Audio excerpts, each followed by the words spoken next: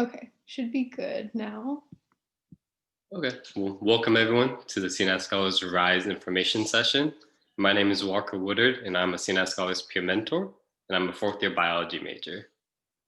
And my name is Sadie Barbie. I'm a third year biology major, and I'm also a CNAS Scholars peer mentor.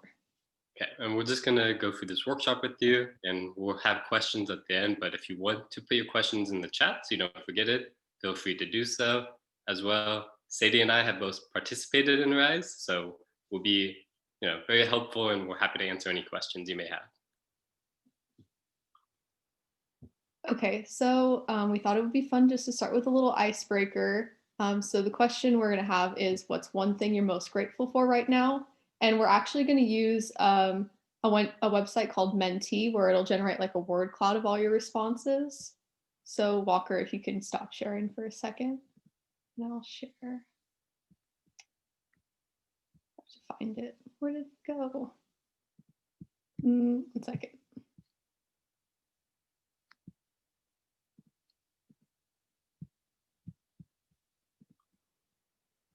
There we go. Okay, so you should see at the top a little code and the website you would go onto. So if you just type in the website and type in the code, it'll generate it. And then you can put in your little response and it'll make like a word cloud. So while we're waiting for people to start joining and responding, I'd say one thing I'm grateful for right now. I ate a really good sandwich for lunch. We'll start with that. I think that's something I'm grateful for. Oh, your dog, parents, coffee for sure. Those are good ones. Okay, my bed and sleep. Yes. Blankets, friends. Okay. Okay, looks like we're getting some good responses. Oh, the sunshine. That's a good one. Every day brings more sun. That's true. Ooh, rainy weather. I don't know where you are because it's not raining here, but I hope you're enjoying it. Yeah, everyone has a preference. I don't mind the rain either. Mm-hmm. Candles. I do love candles as well. Okay. Well, so we got a lot of responses to that. So thank you guys for participating. Hopefully you guys are still taking time to be grateful for what you have in your life right now, even though we're in, different circumstances than we probably would all like to be. But definitely, taking time to appreciate what we have is really important. So I will go ahead and stop sharing now. Okay. Thank you, Sadie, for taking us through that and everyone for participating. And now, moving on for more of a professional aspect, how do you think undergraduate research will impact your future career, whatever your career may be? Does anyone have any responses or, ideas about this question?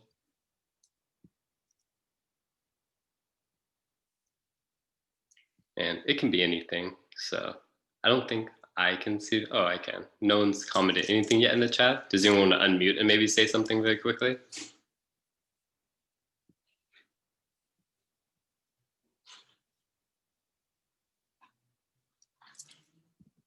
Okay, we got something. Okay, one person. I'll read the chat since it's harder for you. Cynthiana said, I think it would build my knowledge and skills. That's definitely true. I agree. I couldn't agree anymore. Mm-hmm. And then someone said it will help us have new experiences, help be able to apply the concepts we learn, help me decide if research is something I want to do in the future, networking and getting to know faculty, increasing the number of people we can network with, help you work with people better. Thank you guys for all participating. Wow. Yeah, those are all great responses, and I think are 100% correct. Here are a couple others. This is more like, technical skills type of thing, like analysis, statistics, methodology, surveying, research as an overarching theme. And this will all benefit you in whatever field you go into, thinking critically, making a plan, accumulating data, and finding out what that means is something that's very important. So thank you all. Yeah, so what you guys talked about is a lot of transferable skills, which is a really great reason to get involved in research. So transferable skills are just, skills you can take from one job or one sort of volunteering or internship experience and apply it to whatever sort of career you're looking for in the future. So regardless of whether or not you are interested in research in the future as a career option, or you might not be sure yet, or you might know you're interested in something completely different, research is a really great way to learn about lots of different transferable skills. And there's a couple on the screen, such as teamwork, like some of you said, communication skills, that's a really big one, as well as decision making skills when you're designing experiments and trying to figure out how to solve a problem. Those are just some examples of a lot of the things you might learn working in research. Okay, and this is just a quick agenda for this workshop. We're going to start by giving you our an overview of RISE 2021, go through the benefits and expectations you can, you know, think about when you're applying to the program, what a competitive applicant would look like, and Sadie and I are very familiar with this since we both have done RISE, and discovering your research topic and your faculty mentor. One of the biggest parts about applying to RISE is you have to find a professor you want to do research with. So we'll give you a couple, tips and answer any questions you may have about that, as well as creating the proposal and the whole application process that goes into, becoming involved in RISE. And like I mentioned in the beginning, we'll have the Q&A at the end. So feel free to put your questions in the chat, or if you remember them, just ask them at the end of the presentation. Okay, so just to give an overview of what the RISE program is in general, it's actually more of an umbrella program where there's quite a few different subprograms within it. So I'll just go over a little bit of those. So the first one, Biology 20, you guys might also know that as Dynamic Genome, if that's a class you're taking or have taken. So Dynamic Genome, they have their own summer program that falls under RISE. So this isn't exactly the focus of our workshop because they have their own application and their own selection process. But essentially what they do is they partner you either with a faculty mentor or into their own research lab, and you do research over the summer. And then the next one is STEM Pathways, and that program is specifically for junior transfer students. So that's also not the focus of this program, but it's good to go over in case any of you happen to be transfers or you might know transfer students. And then the main focus of today is the learning community programs. So what we're going to be talking about today is the Learning Community CNAS Scholars RISE program. So the majority of you are probably freshmen, and that is mainly what RISE is targeting. So it's targeting freshmen who have completed the learning community in their first year. Sophomores are also considered, but freshmen are given priority in this. And then another program that falls alongside the CNAS Scholars program is Persist. Although Persist is specifically for sophomore students who started their fall quarter of their first year in either Math 5 or Math 6A. So that's another program that might be a good fit for any of you guys. And then there's going to be workshops and more information about that coming in the spring, although we aren't completely sure if that's a program that's going to be continuing into the next academic year. Okay. Thank you, Sadie, for going through all that with us. And this is just a couple of testimonies of people who have participated in RISE. And Diana and Tara were actually both in Sadie and I's RISE cohort. And Diana was a part of Bridge to Summer Research, the STEM Pathways program for transfer students. And she's basically going through how RISE has a lot of seminars and workshops that really helped her develop in regards to scholarships, professionally, and as well as research ethics. And this is a nice way to highlight some of those workshops just because you're going to be doing more than just, research on your computer or in person, whichever it may be. You're going to be able to network with other students and learn a lot just in a general sense outside your lab. And then Tara, she was actually in my lab when I did RISE. So some students in your lab may also be doing RISE. So that's an awesome way to get to know people. And she's just talking about all the different, techniques she learned in lab and how that really helped her develop. And as well as she mentions the workshops going along with writing things such as abstracts and proposals. That's really important for a research career.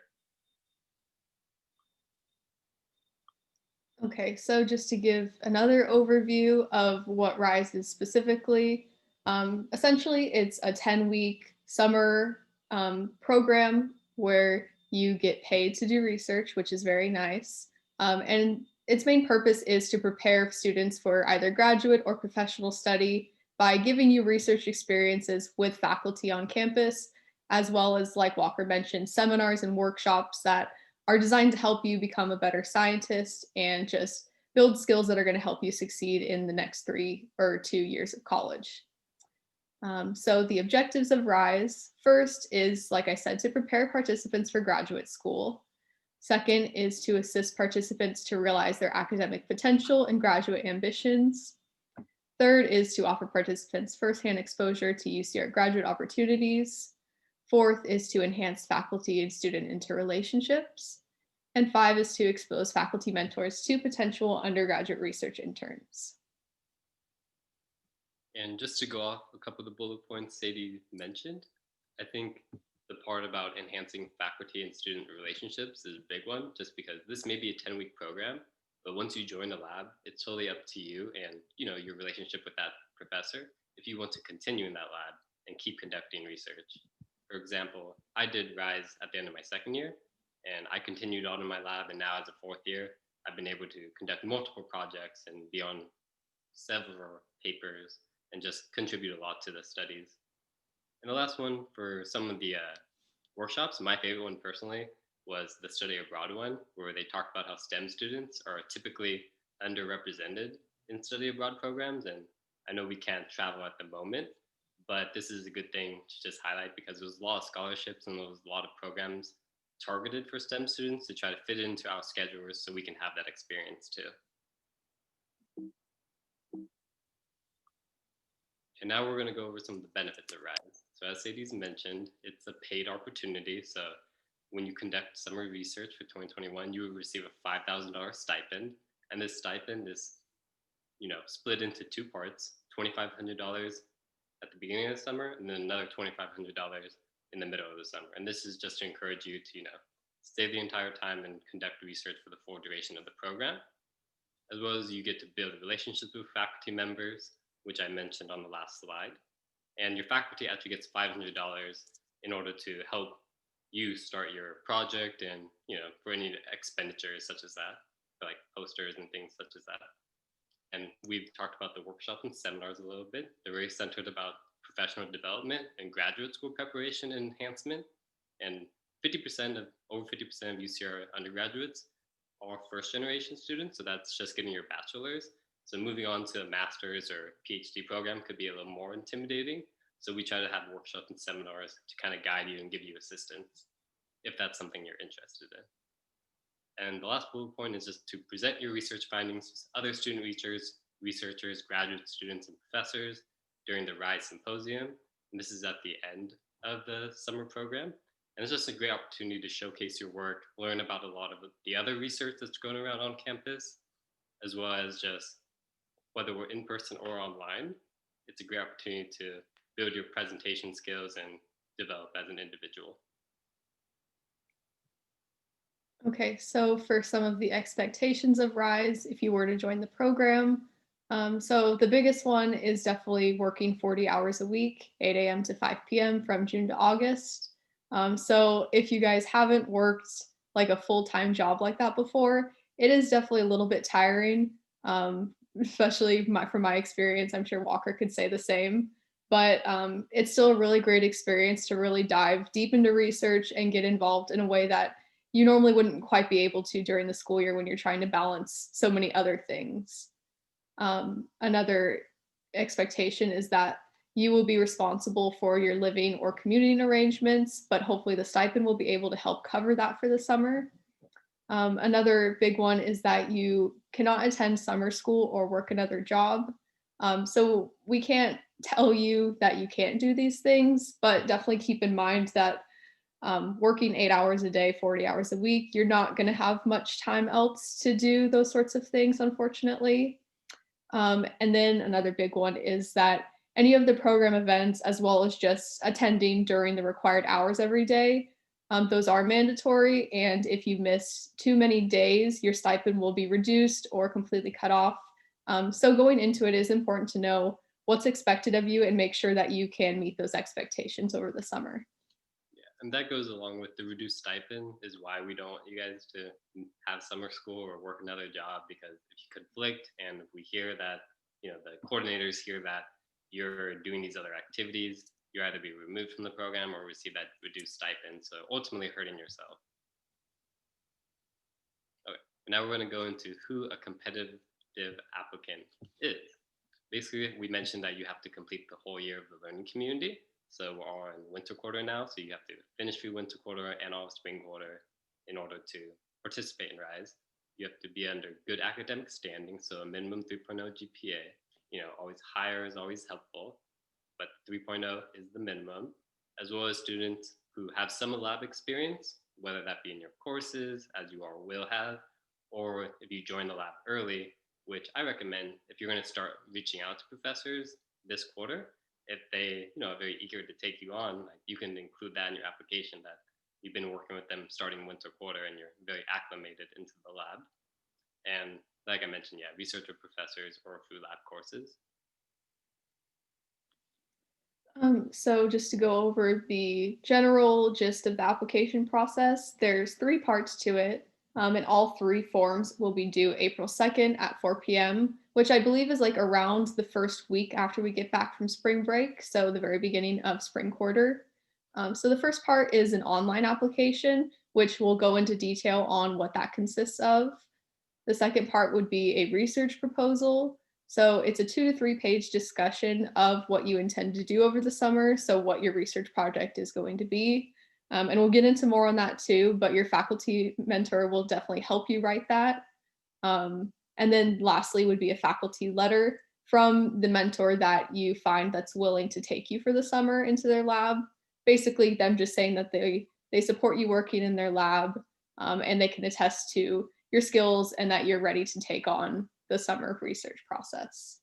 Yeah. And in order to apply, I wouldn't feel hesitant as long as you have the minimum 3.0 GPA. I would definitely give a lot of effort into the research proposal because this will highlight, your experiences and what you want to do quite a bit. And the better that is, the more likely you'll be able to participate in the program, as well as what your faculty letter, entails about you and the faculty's relationship. Okay. And now we're going to get a little bit into like what to study, who to study with. So these are just a few of the steps. First, of course, we have to choose a discipline or study you all want to, participate in. You have to find your possible mentor, a principal investigator, or a faculty mentor. Those are both the same thing for you to conduct research under. And you have to review the mentor's research in order to, address them, reach out to them, and meet them, which is number 4, and secure that position for the summer. And you're going to go through picking a research topic once you're in the lab and asking for that letter of support. And as you can see, the letter of support and the online RISE application can be submitted, or you can just email it to CNAS scholars at ucr.edu. So as for discovering your discipline, which basically just means discovering like what sort of thing you want to study as far as research goes, some good questions to ask yourself would be, why did you choose the major that you're currently in? And hopefully you're enjoying the major that you're in. What STEM subjects are you interested in? It doesn't necessarily have to perfectly line up with your major. You can be interested in, a different major or a different topic and do research in that as well. Another good question is, what problems do you want to solve in the world?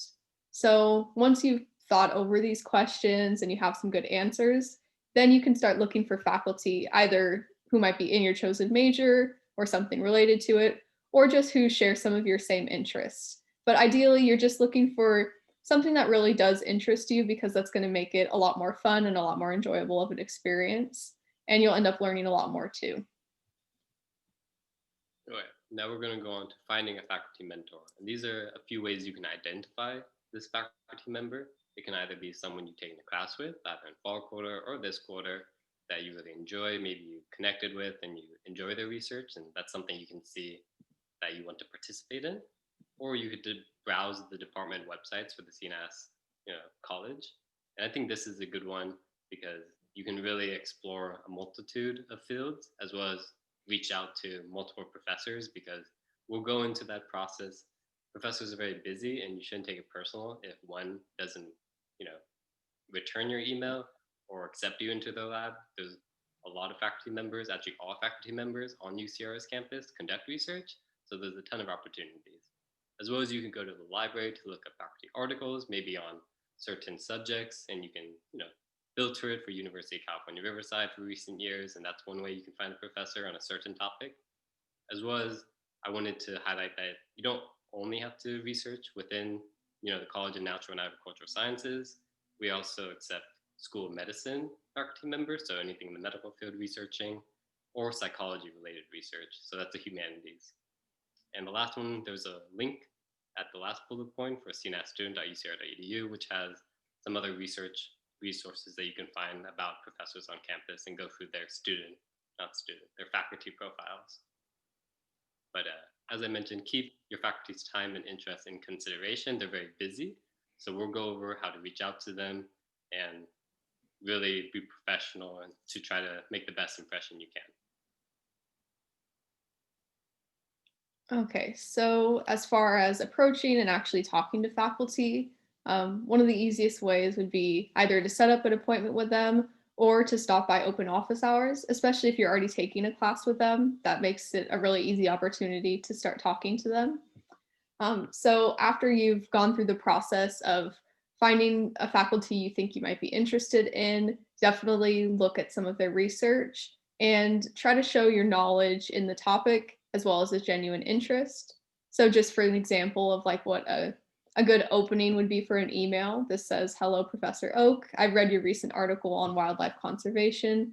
I am very interested in this topic and would love to meet with you to learn more." So this is a good way of showing that you have read some of their material, although I would say going into a little more detail than that is preferred. We'll get into more of that later. But you just want to show that you are genuinely interested in learning more about the topic, not necessarily that you know everything about the topic, because no professor will expect you to know everything yet. And then when you do meet or talk to a faculty mentor, you want to ask well-informed questions about what you've read, showing that you do want to learn more, and also ask for additional reading materials, because if you can show that you want to continue learning more, and then maybe in a follow-up meeting come back and show that you actually read what they gave you, that's a really good way of showing that you're dedicated to their research and that you would be a good potential member of their lab. So once you've established that connection, which it might take 2 or 3 meetings to kind of go through that process of getting to know them, especially if it is a professor that you're not taking a class with or you haven't talked to before. It might take a little bit to connect with them, but once you have, then you can ask if they will mentor you for this summer's CNAS Freshman Scholars Fellows Research Program. And then just a little bit of advice. Obviously, you want to be professional and be patient, like Walker was saying, but above all, just be yourself. Don't feel like you need to show off or, try to boost yourself to the professor. Just be yourself and show that you're interested in learning more. And that's all they could ever want in a student. Yeah, I couldn't agree more. And one thing I wanted to just highlight, because Sadie had mentioned it a few times, that you should meet with the professor multiple times to establish that connection and to ask these questions and really be genuine about their research. I wouldn't suggest asking in the first email, could you be my faculty member, mentor? Could I, do rise in your lab? I wouldn't go that route just because you professors want to have students who actually want to stay in their lab and they don't want to feel like it's a transaction. So that's just, tip we can give. Okay, so these are the types of questions you could, look into, and these are some ways you can kind of develop them. You should typically read about 2 to 3 articles, and I know science, like research papers, can be kind of dense. So a few things just to maybe ease that load is definitely read the abstract and the introduction material and the discussion and results, just so you can get the general idea, overarching themes of the paper, the conclusions and why it's important. And you could ask questions about that and ask information to expand on and clarify, because Sadie mentioned they don't expect us to know everything about their research area. Most labs are very niche. So we may have some general courses under our belt. And as a first year, you may take like general biology or general chemistry, but you won't have any idea of what's really going on in their lab in the specific project. So you're going to have to learn a lot. And that's why when you're asking for additional reading material, that really, I feel, look good on your behalf because the professor would be more than happy to give you that because they are really into their research and knowing that you want to learn more would, make you stand out.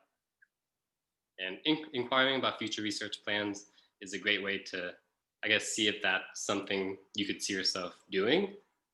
That's a good alternative instead of asking to be in their lab for Rise. You can just ask, oh, what are some plans or projects you have for in the future? And if those interest you, maybe in the second or third meeting, you could ask to be a part of it and talk about Rise to them.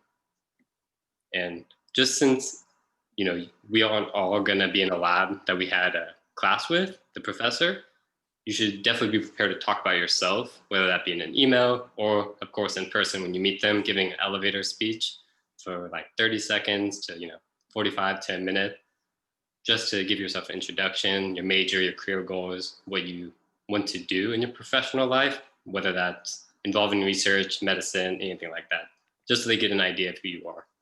And this link at the bottom for Mind Tools is a resource you could use to try to develop this and use a template to get yourself started. Okay, so this is a sample email, basically just a good starting place for how you would actually reach out to a professor. So I'll just read through it. It says, Dear Professor X, my name is Blake. I am very interested in becoming involved in research in subject area, ideally the professor's subject area. I am an X year student with a GPA of X. I have, and then you could list any courses you've taken relating to their subject area, any related experiences you might have in research or something similar. And then your goals, your goal in the future career-wise. Then I have reviewed your faculty research profile and am interested in the work that you have done. I was intrigued by your journal article, blah, blah, blah. And then provide some reaction to the article. Maybe it could be something that interested you, something you have more questions about, or something that you really enjoyed about reading it.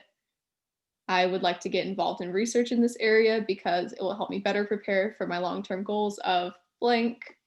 Would it be possible to meet with you to further discuss topic and my possible involvement in research under your guidance? Here's my availability for the next 2 weeks. I appreciate your consideration and look forward to hearing from you. So I think this is a really good template because it kind of just covers all the main things that you would want to include in an essay, or not an essay, an email, sorry. Although I definitely wouldn't send a professor this exact template with just all the things filled in. You do want to personalize it and show, a little bit of your personality. And especially if a lot of people are applying to Rise, they might get a couple emails that are very similar and that might be a little bit weird to them.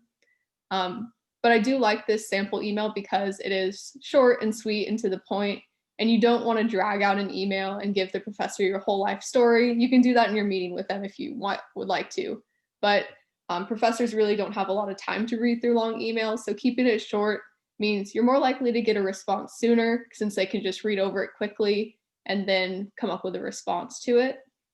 Another thing Walker mentioned a little bit of before, definitely don't take it personal if they don't respond right away.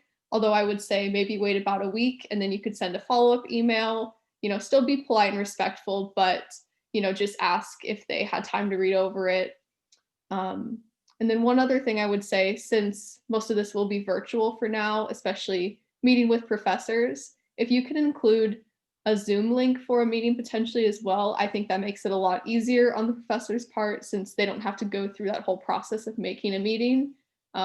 There's some really good sample videos for how to make Zoom meetings. It's not too difficult, but that'll make it a lot easier for them to just show up at the meeting and they don't have to do as much work. Yeah. And one last thing, I think Sadie covered this all beautifully, but since we are maybe going to be in person or online, it's always good to ask maybe in the meeting or the second meeting if they're doing any, virtual research, analysis, computational stuff that you could potentially learn and contribute to. Okay, so now we're going to get into writing your proposal. And like we mentioned, it's 2 to 3 pages, and these are the general components that you will see in most research papers and this proposal. An introduction, research questions that you want to address or answer, specifics about your project, such as the disciplines, timeline, any costs that are associated with it, conclusion, and this doesn't mean a conclusion as in like results, more like conclusions as in like the potential implications for either result. So whether your questions are answered or an alternative question has to be addressed and maybe future experiments you could think of, as well as your references. And most of your references will most likely be given to you by your professor or the graduate student or postdoc you're working with. Like we said, you're not going to be doing this by yourself. And just so you're all generally aware, when we are talking about writing a proposal, you actually don't have to come up with the idea yourself. When you join a lab, there's a focus to it and a lot of papers and projects going on. So what most likely will happen is you would join a project under graduate student or postdoc, and you would do a small aspect of that entire paper and do that for your summer project, because research is very time consuming and takes years to publish a paper. So coming up with your own original research idea is pretty difficult to do, and it takes time to develop that. But this is your own independent project, which is still looks very good on your resume, as well as developing your own skills. And yeah, at the bottom it says you must write your proposal with your PI, and they're going to give you options to select from, I assume, and you can communicate with them and decide what you'll be researching and how. So this is the general overview of the online application for RISE. So we're going to go into more detail on each individual part of it. But this is just, quick overview of that. Yeah, and all this is electronic now, so it's like a bit.ly form. And I think the links at the very bottom of this page, it would be easier to see in a few slides. Okay, so this first part is just some applicant information, general stuff, name, address, phone, email, as well as your academic information. So your current major as of, winter 2021, your quarter units you've completed. So this should be in the top right corner of your degree audit, which is a feature on our web.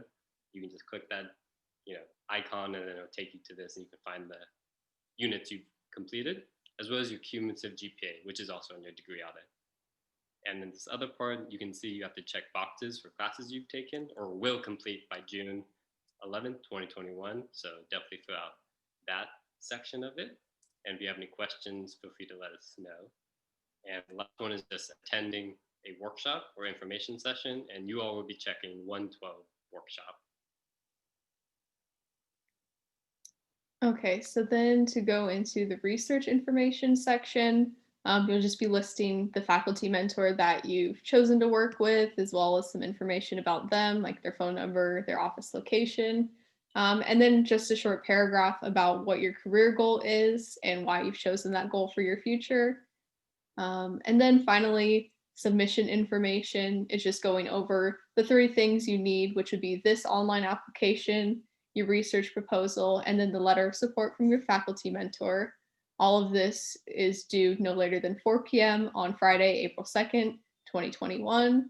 But I would say the sooner you can submit this, the better. It just gives them more time to look at it. Although, as long as it's in before the deadline, you're good to go. And then lastly is just your signature, the date, and then like Walker was talking about, it says at the bottom, please return all application materials to that link. So that's just making it easy for the online format to submit everything. And here's just a close-up on that, so you can see the, is the bit.ly on here? Oh no, it's not. But yeah, the bit.ly is on the previous slide. It's pretty, why can I go back? Yeah, just bit.ly /RISE app 2021. And then just a reminder, everything is due by 4 p.m., not 11:59 p.m. on April 2nd.